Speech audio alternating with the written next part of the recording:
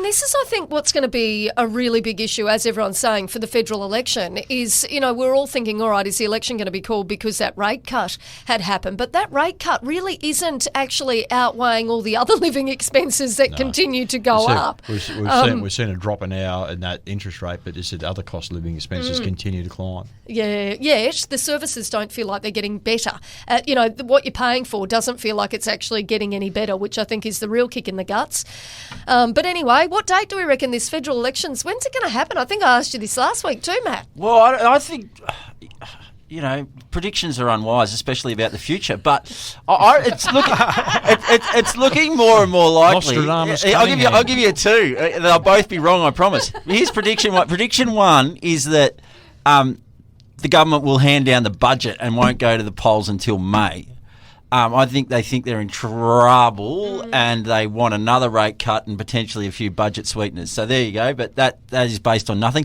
My other prediction is that sometime between now and the federal election, during the federal election campaign, there will be a major announcement re the Darwin Port.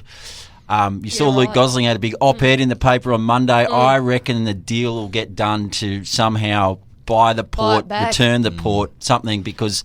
And it'll be largely, there's security reasons behind it, but it'll be largely political reasons because Labor will know that that'll play very well for them in this electorate, which they are worried about losing. And it's funny, Luke's been pretty quiet on the port for lots of years, and all of a sudden he's out doing an op-ed. To be fair, he's always been hawkish on the port. He's always said it was a bad deal, and he's always said it should, but he's absolutely on the front foot. We're doing a lot of work in that space at the moment because we've got to make sure we're getting the best deal for the people of the territory on that. So yeah, absolutely. I've been on it since before December, working through that. So what are you working on? Getting it back?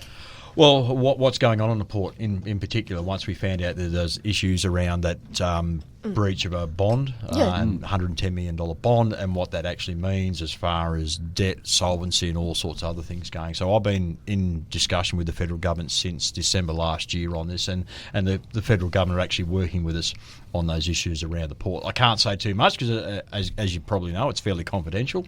But yeah, can we go for another half an hour, Wolfie? We've been working on this for a while. We are going to have to wrap up. Sorry, gang.